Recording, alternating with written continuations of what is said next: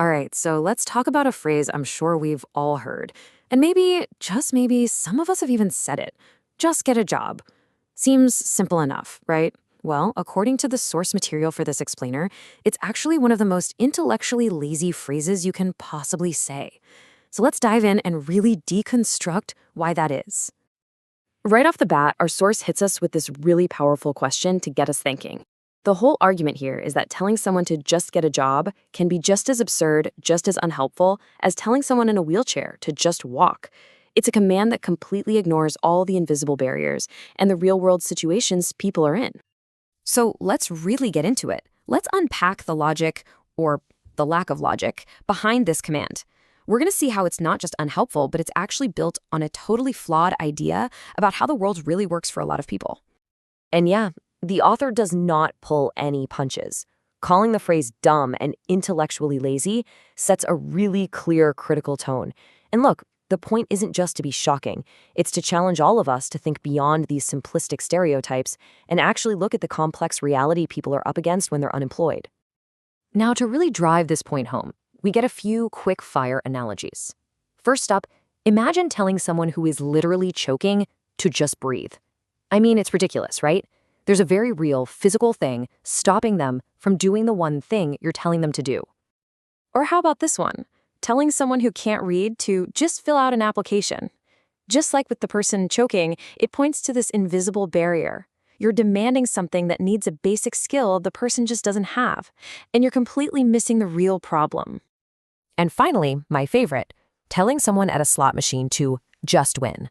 This one is brilliant because it highlights the role of luck, of systems, of all these factors that are completely outside of a person's control. You know, getting a job isn't always a simple math problem where effort equals results. There's a huge amount of chance and circumstance involved. So, what are these barriers we're talking about? This next section is all about those invisible obstacles, the personal stuff, the systemic stuff, that make the command to just get a job pretty much meaningless for so many people. One of the biggest barriers pointed out is trauma, specifically something called adverse childhood experiences, or ACEs. These are deeply traumatic events that can stick with a person for their entire life, messing with their mental health, their stability, and their ability to just navigate the professional world. It's a heavy weight that a lot of people are carrying long before they even think about writing a resume. And this visual, it just lays it out so clearly, doesn't it? We all have different starting lines in life. On one side, you've got privilege and access. On the other, trauma and disadvantage. To just ignore these completely different starting points and slap a lazy label on someone is to miss the entire picture. It's a fundamentally broken way of looking at the world. Okay, so let's get practical. What does the modern job hunt actually look and feel like for someone who's dealing with these barriers? This part walks us through a hypothetical, but honestly, an all too real scenario. So let's follow this person through this vicious cycle. It all starts with that unhelpful advice. So they try the old school way. They walk into a shop, but nope, they're immediately pushed into some faceless online portal. They have to deal with digital hurdles. They need references they might not have.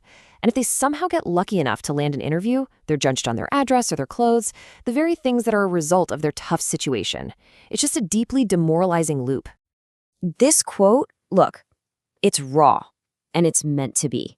It perfectly captures that pure frustration of someone who's stuck in that cycle, getting lectured by people who aren't offering any real help. This is the kind of anger that builds up when you're offered condescension instead of actual support. So, if the just get a job approach is so broken and frustrating, what's the alternative? Instead of just focusing on that, our source introduces this really powerful Japanese concept that completely reframes our entire relationship with work and what it means to have a purpose.